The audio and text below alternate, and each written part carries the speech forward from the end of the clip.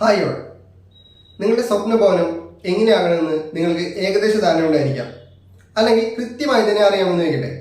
എന്നിരുന്നാലും നിങ്ങൾ ആഗ്രഹിച്ച് ഡിസൈൻ ചെയ്ത പ്ലാൻ, കൃത്യമായ അളവിൽ വരച്ച നിങ്ങളുടെ കയ്യിലെത്തിയിരിക്കുന്ന 2D പ്ലാൻ പണിതു വരുമ്പോൾ നിങ്ങൾ ആഗ്രഹിച്ച പോലെ വന്നില്ലെങ്കിലോ, അല്ലെങ്കിൽ നിങ്ങളുടെ സ്വപ്നത്തിലുള്ള വീടല്ല നിങ്ങൾ നിർമ്മിച്ചതെങ്കിലോ, ഇങ്ങനെ വരുമ്പോൾ തീർത്തും പൊളിച്ചു പണിയേണ്ട ഒരവസ്ഥ അത് പ്രായോഗികമാണോ? അല്ല.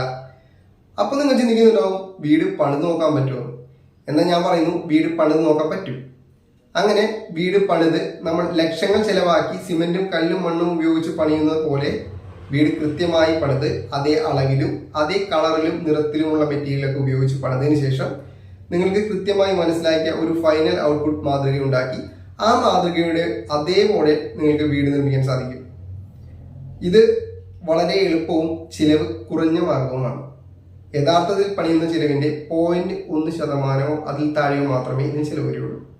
ഇത് എങ്ങനെയാണെന്ന് ഞാൻ പറഞ്ഞുതരാം. ഞാനിന്ന് സംസാരിക്കുന്നത് മറ്റൊന്നിനെയും പറ്റിയല്ല, 3D ഫ്രണ്ട് എലിവേഷൻ അല്ലെങ്കിൽ 3D വ്യൂവിനെ പറ്റിയാണ്. Welcome to JS designers and builders. ഞാൻ സുജിത്.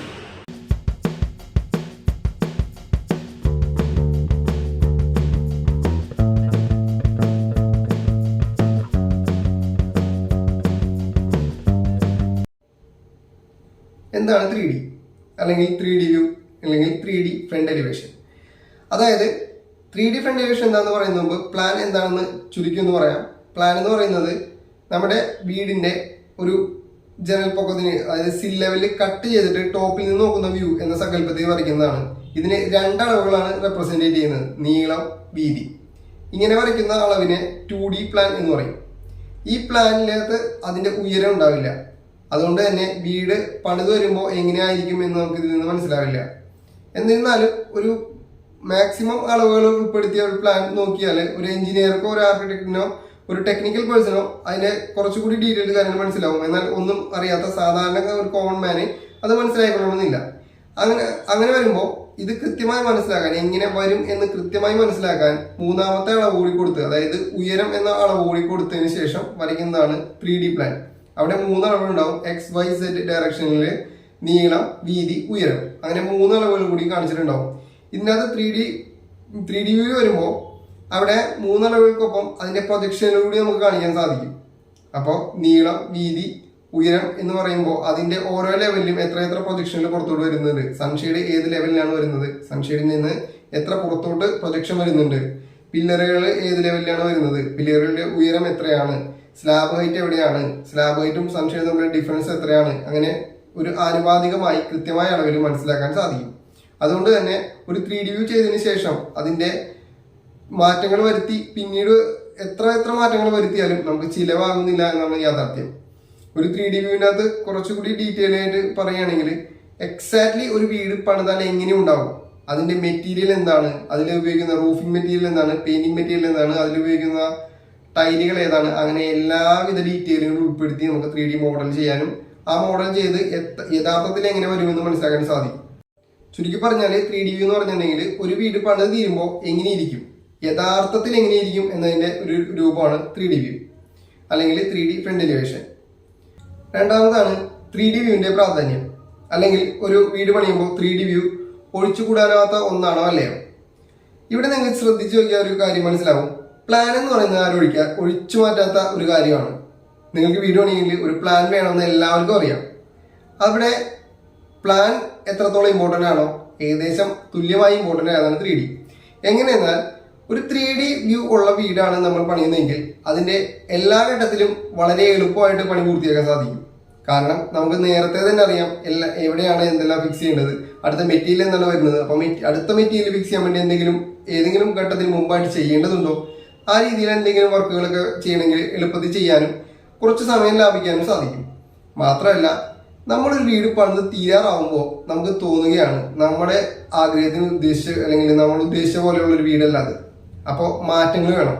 അങ്ങനെ മാറ്റം വരുത്തുമ്പോൾ ഓരോ മാറ്റത്തിനും ഈ ഒരു പ്രാവശ്യം 3D വ്യൂ ചെയ്ത് നോക്കുന്നതിനേക്കാൾ ഇരട്ടി തുക വന്നേക്കാം. ഇരട്ടിയോ 3 ഇരട്ടിയോ 4 ഇരട്ടിയോ വന്നേക്കാം. അങ്ങനെ മാറ്റങ്ങൾക്ക് പോവാതെ വളരെ പെട്ടെന്ന് വീട് പണി പൂർത്തിയാക്കാനും അതല്ലെങ്കിൽ നമ്മൾ ആഗ്രഹിച്ച വീട് യഥാർത്ഥത്തിൽ പണിത് കണ്ടതിന് ശേഷം അവിടെ മാറ്റങ്ങളൊക്കെ വരുത്തിയതിനു ശേഷം പണിയാനും ഈ 3D വ്യൂ നമ്മളെ സഹായിക്കും. മാത്രമല്ല കോസ്റ്റ് എഫക്റ്റീവ് കൺസ്ട്രക്ഷൻ അല്ലെങ്കിൽ ബഡ്ജറ്റ് ഹോംസ് എന്നുള്ള കാറ്റഗറിയിലേക്ക് പോകുമ്പോൾ ഇത് വളരെ ഇമ്പോർട്ടൻ്റ് ആണ്. കാരണം ബഡ്ജറ്റ് ഹോംസിൽ നമ്മൾ എക്സ്ട്രാ ചെലവുകൾ ഒഴിവാക്കാൻ നോക്കേണ്ടത്. കാരണം നമുക്കൊരു പ്രാവശ്യം ചെലവാക്കി അതിനുമേൽ മറ്റൊരു തുക വരുമ്പോൾ നമ്മുടെ ബഡ്ജറ്റ് കൂടാൻ സാധിക്കുന്നുണ്ട്. അതുകൊണ്ട് തന്നെ 3D വ്യൂ ഒരു ഒഴിവാക്കാൻ പറ്റാത്ത ഒരു ഘടകമാണ്. പക്ഷെ പലരും ഇത് ഒഴിവാക്കാറുണ്ട്. കാരണം 3D വ്യൂ ഒരു മാൻഡേറ്ററി ആയിട്ട് ആരും പറയാറില്ല. പറയാത്തതിന്റെ കാരണം എന്താണെന്ന് വെച്ചാൽ വീടിന്റെ ഏരിയ അനുസരിച്ച്, അതായത് വളരെ ചെറിയ വീടാണെങ്കിൽ ഒരു ടിപ്പിക്കൽ പാറ്റേണിൽ ഫോളോ ചെയ്തിട്ട് വീട് പണി പൂർത്തിയാക്കാറുണ്ട്. പക്ഷെ ഇപ്പോൾ ചെറിയ വീടാണെങ്കിൽ പോലും എല്ലാവരും ഒരു ആർക്കിടെക്ചറൽ ഫിനിഷിലേക്കോ അല്ലെങ്കിൽ നല്ല രീതിയിലുള്ള മോഡിഫിക്കേഷനിലൊക്കെ കൊണ്ടുവരുന്നുണ്ട്. അപ്പോൾ ഇത്രയും മോഡിഫിക്കേഷൻ മറ്റൊരു വീടിന്റെ 3D നോക്കി പകർത്തുന്നതിനേക്കാൾ ഏറ്റവും നല്ലത് നമ്മുടെ വീടിന്റെ 3D ചെയ്യുന്നതാണ്. മൂന്നാമത്തെ പോയിന്റ് ആണ് ഒരു 3D ചെയ്യാൻ എത്ര ചെലവ് വരും. ഒരു 3D ഫ്രണ്ട് എലിവേഷൻ ചെയ്യാനായിട്ട് ചെലവ് വരുമ്പോൾ ഇതിനൊരു ചെറിയ പ്രോബ്ലം ഉള്ളതെന്ന് വെച്ചാൽ ഓരോ വീടിനനുസരിച്ചും ചെലവ് മാറിയേക്കാം. ഒരു ആർക്കിടെക്റ്റ് ആണ് നിങ്ങളുടെ 3D ചെയ്യുന്നതെങ്കിൽ അതിന് കുറച്ച് ഹൈ പ്രൈസ് വരും. പക്ഷേ ഡീറ്റെയിൽസ് കൂടുതലായിരിക്കും.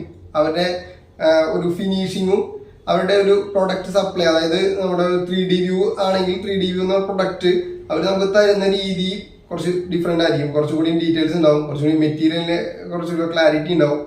അതല്ല അതിൻ്റെ പ്ലേസിങ്ങും കാര്യങ്ങളൊക്കെ ഉൾക്കൊള്ളിച്ചുകൊണ്ടുള്ള ഇന്റീരിയർ ഡിസൈൻ ഉൾപ്പെടെയുള്ള ഡ്രോയിങ് ആയിരിക്കും എപ്പോഴും ഒരു ആർക്കിടെക്ട് തരിക. പക്ഷെ അതിൽ കുറഞ്ഞ ഒരു എഞ്ചിനീയേഴ്സോ മറ്റുള്ള 3D ഡിസൈനേഴ്സോ ഒക്കെ ചെയ്യുമ്പോൾ അവർ ഫ്രണ്ട് എലിവേഷൻ എന്ന് പറയുമ്പോൾ ഫ്രണ്ട് എലിവേഷൻ മാത്രമാണ് തരിക. പലരും ഒരു വ്യൂ ആയിരിക്കും തരിക. ചിലപ്പോൾ ആവശ്യപ്പെട്ട് കഴിഞ്ഞാൽ 2 വ്യൂ 3 വ്യൂ തരും. എന്നിരുന്നാലും ഏറ്റവും ബേസിക് ആയിട്ട് സ്റ്റാർട്ടിങ്ങിന്റെ പ്രൈസ് പറയുകയാണെങ്കിൽ സ്ക്വയർ ഫീറ്റിന് ഒരു 4 രൂപ മുതൽ 5 രൂപ വരെ ഒരു സ്റ്റാർട്ടിംഗ് പ്രൈസിൽ വരുമ്പോൾ ഒരു സ്ക്വയർ ഫീറ്റിന് ഒരു 4 രൂപ മുതൽ 5 രൂപ വരെ ഒരു സ്റ്റാൻഡേർഡ് റേറ്റിൽ നമുക്ക് 3D ചെയ്യാൻ സാധിക്കും. അപ്പോൾ 1000 സ്ക്വയർ ഫീറ്റ് ഉള്ള വീടാണെന്നുണ്ടെങ്കിൽ ഒരു 5000 രൂപ മാക്സിമം, അല്ലെങ്കിൽ 5000 രൂപ എന്നുള്ള രീതിയിൽ മീഡിയം റേഞ്ചിൽ മാക്സിമം എന്ന രീതിയിൽ തുടങ്ങാൻ പറ്റും. ഇതൊരു ആർക്കിടെക്റ്റ് ആണ് ചെയ്യുന്നുണ്ടെങ്കിൽ ചിലപ്പോൾ മിനിമം ഒരു 25,000 റുപ്പീസ് ആയിരിക്കും സ്റ്റാർട്ടിങ് ഒരു 3D വരാം. അപ്പോൾ മിനിമം നിങ്ങൾക്ക് ചിലവാവേണ്ടി വരുന്ന തുക നിങ്ങളൊരു ആർക്കിടെക്റ്റിനല്ല, സാധാരണ ഒരു 3D ഡ്രാഫ്റ്റ്മാനാണ് ഏൽപ്പിക്കുന്നതെങ്കിൽ, ഒരു 3D ഡിസൈനറാണ് ഏൽപ്പിക്കുന്നതെങ്കിൽ നിങ്ങൾക്ക് വരിക ഒരു 5000 രൂപയായിരിക്കും. ഒരു ആർക്കിടെക്റ്റിനെ വെച്ചാൽ നിങ്ങൾ ചെയ്യുന്നുണ്ടെങ്കിൽ ഒരു മിനിമം ഒരു 25,000 രൂപ വെച്ച് സ്റ്റാർട്ട് ചെയ്യും. പക്ഷേ ഇവിടെ രണ്ടും കമ്പയർ ചെയ്യാൻ പറ്റില്ല. കാരണം രണ്ടും ഡിഫറൻസ് ആയിരിക്കും. ക്വാളിറ്റിയിൽ ഡിഫറൻസ് ഉണ്ടാവും, ഡിസൈനിലെ ഇന്നോവേഷനിൽ ഡിഫറൻസ് ഉണ്ടാവും. മാത്രമല്ല എപ്പോഴും ഒരു ആർക്കിടെക്ട് ചെയ്യുമ്പോൾ കൂടുതൽ ക്ലാരിറ്റി, മെറ്റീരിയൽസ് ഏതാണ് യൂസ് ചെയ്തിരിക്കണമെന്നും ആ മെറ്റീരിയൽ സൈറ്റിൽ എങ്ങനെയാണ് അവൈലബിൾ ആണെന്നും കുറച്ചും കൂടി കൂടുതൽ ക്ലാരിറ്റി ഒരു ആർക്കിടെക്ട് എപ്പോഴും നമുക്ക് തരും. അങ്ങനെയാണ് ഇപ്പോൾ 3Dയുടെ റേറ്റ് മുന്നോട്ട് പോയിക്കൊണ്ടിരിക്കുന്നത്. ഇപ്പോൾ ഇത്തരം കാര്യങ്ങളാണ് ഈ 3Dനെ പറ്റി എനിക്ക് സംസാരിക്കാനുള്ളത്. കാരണം 3D എപ്പോഴും ഒഴിവാക്കാൻ പറ്റാത്തൊരു കാര്യമാണെന്ന് മനസ്സിലാക്കുക. 3D എപ്പോഴും ചെയ്യാൻ ശ്രമിക്കുക. കാരണം ഒരു 3D ചെയ്താൽ ഒരു പ്രാവശ്യം ഒരു 3D ചെയ്യുമ്പോൾ നിങ്ങൾക്ക് 5000 രൂപ ചിലവായെന്ന് ഇരിക്കട്ടെ, നിങ്ങളുടെ വീടിന്റെ 3D ചെയ്യാതെ പണിത് ഉയർത്തി ഒരു ലെവലിൽ ഒരു സൺഷെയ്ഡ് കുറച്ച് ഭാഗം അല്ലെങ്കിൽ ഒരു 10 സ്ക്വയർ ഫീറ്റ് ഇട്ട് സൺഷെയ്ഡ് പൊളിച്ചു മാറ്റി മറ്റൊന്ന് പണിയേണ്ടി വന്നാൽ തന്നെ ഇതിനെ ഇരട്ടി വരും. അതല്ല ഒരു പ്ലാസ്റ്ററിങ് ചെയ്തു, ഒരു 3 ലേബർ പ്ലാസ്റ്ററിങ് ചെയ്തു, അത് 3 ലേബർ പിന്നെയും ചെയ്യേണ്ടി വന്നാൽ പോലും ഇതിന് മുകളിൽ വരും. അപ്പോൾ ഇങ്ങനെയുള്ള കാര്യങ്ങളൊക്കെ ഒഴിവാക്കി പെട്ടെന്ന് നമുക്ക് തീർക്കാനായിട്ട് നല്ലത് എപ്പോഴും 3D വെച്ച് ഫൈനലൈസ് ചെയ്ത് നമുക്ക് സാറ്റിസ്ഫൈഡ് ആയ ഒരു വീടിനെ പണി പൂർത്തിയാക്കുന്നതാണ്. മാത്രമല്ല അതിന് നമുക്ക് ആ വീടിനെ പണി പൂർത്തിയാക്കുമ്പോൾ ഒരു കൂടുതൽ സാറ്റിസ്ഫാക്ഷൻ ഉണ്ടാവും. കാരണം നമ്മൾ ആഗ്രഹിച്ചൊരു പ്രൊജക്ട് കംപ്ലീറ്റ് ചെയ്യുന്നതിന് ഒരു സാറ്റിസ്ഫാക്ഷൻ കൂടി നമുക്കുണ്ടാവും. അതുകൊണ്ട് തന്നെ എല്ലാവരും 3D ചെയ്തിട്ട് പരമാവധി ചെയ്യാൻ ശ്രമിക്കുക. ഇത്രയാണ് പറയാനുള്ളത്. എല്ലാവർക്കും നന്ദി, നമസ്കാരം.